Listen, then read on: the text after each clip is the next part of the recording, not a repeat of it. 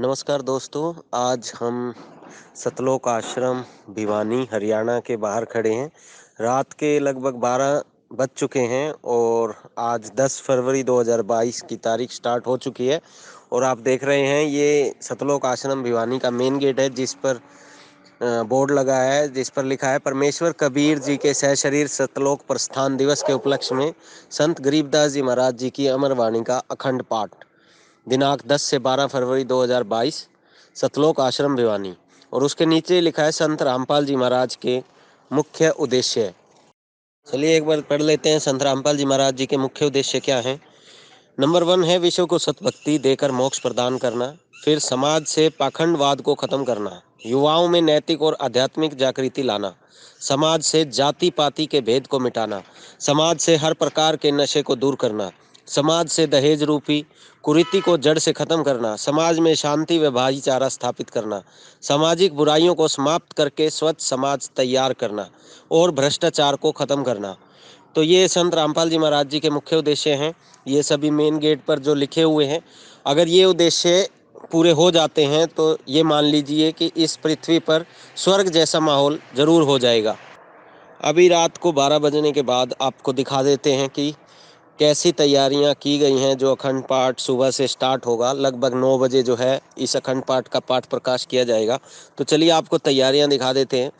तो ये जो आप देख रहे हैं सामने, ये जो कक्ष है, ये दरबार साहिब बनाया गया है।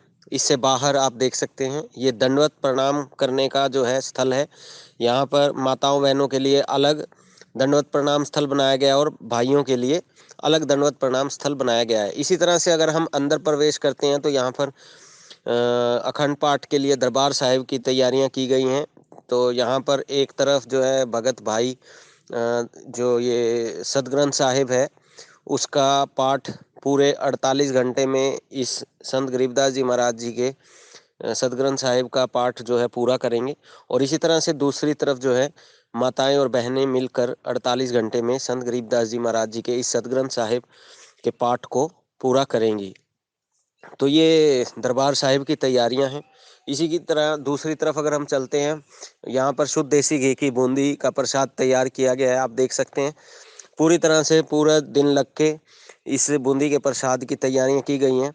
काफ़ी बड़ी मात्रा में ये बूंदी का प्रसाद तैयार किया गया है। हर भगत के लिए यहाँ पर जो आएगा उसके लिए भी और उसको घर ले जाने के लिए भी ये बूंदी का प्रसाद जो है वो दिया जाता है, जो पहले से ही दिया जाता है, हर बार दिया जाता है।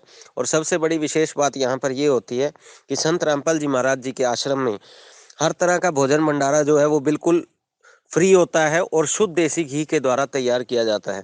इसी तरह से ये जो बूंदी प्रसाद है या और हलवे का प्रसाद तैयार किया जाता है या और भी तरह के प्रसाद हैं, वो सभी बिल्कुल फ्री होते हैं। जबकि हमने देखा है, अगर हम दूसरे डेरों में जाते थे तो वहाँ पर भोजन भंडारे के लिए जो है टोकन या कूपन लेने की व्यवस्था होती थी और पैसों के द्वारा ही आप भोजन भंडारा कर सकते थे।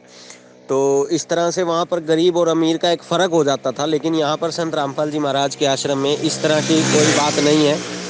जो भोजन भंडारे की व्यवस्था है या और भी अन्य व्यवस्थाएं हैं, वो सभी लगभग फ्री ही होती हैं। तो ये बहुत बड़ी बात है। तो ये तैयारियां आज पूरी हो चुकी हैं। बाकी आपको सुबह सुप्रीम कोर्ट चैनल पर 3 दिन का जो पाठ चलेगा वो पाठ पूरी तरह से लाइव दिखाया जाएगा। तो हमारे साथ जुड़े रहिए।